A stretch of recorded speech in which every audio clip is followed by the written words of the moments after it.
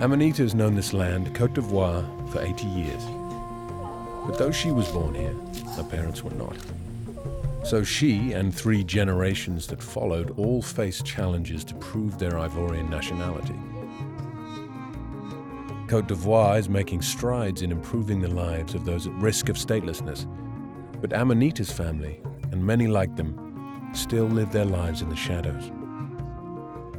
Everywhere in the world, stateless people live penned in by legal barriers. The act of belonging, of proudly calling a country one's own, is withheld from millions. Statelessness is a barrier to their aspirations. Ramil wants to marry his partner of 11 years in the Philippines. Nasima and her family want to return to their farm in Myanmar. Displaced in Syria, Halima wants to ensure her children will be able to go to school. Simple desires for an education, a job, a home, are out of reach for too many. But there is a road that leads to a different reality. 5 years ago, UNHCR, joined by states and civil society actors, laid out an ambitious plan to end statelessness by 2024. Now, we're seeing inspiring examples of progress. Kyrgyzstan counted more than 13,000 stateless people after the fall of the Soviet Union. But this summer, declared it had eradicated statelessness within its borders. Côte d'Ivoire has joined other West African states in pledging to fight statelessness. Francois and Christelle's lives have already been transformed.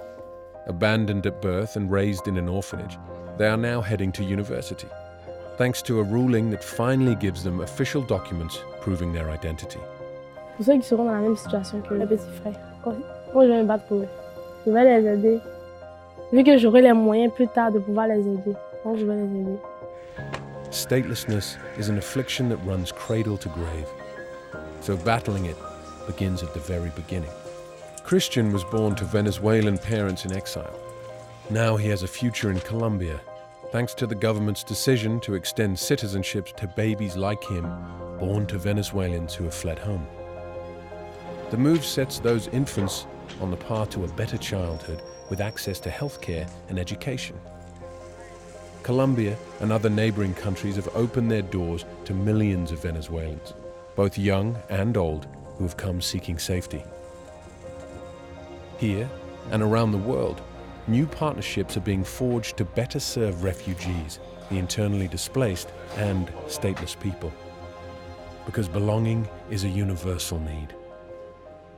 Governments are being joined in their efforts by NGOs, local authorities, and civil society actors. The private sector is contributing its expertise, helping to craft solutions that benefit the local economy. We are working under the new Global Compact on Refugees to build greater connectivity and connection and enhance self-reliance for refugees. When we came here, it was a matter of thrive, as we need to live, but we need to be productive as well. When people are displaced for years, we have to search for sustainable solutions, not short-term actions alone. Partnerships to power that development with actors like the World Bank are crucial to making this happen. We need to raise up communities so they are supported, not drained by helping those in need. We need to build up refugee skills to serve them in the here and now, and later too, when they can make the journey home.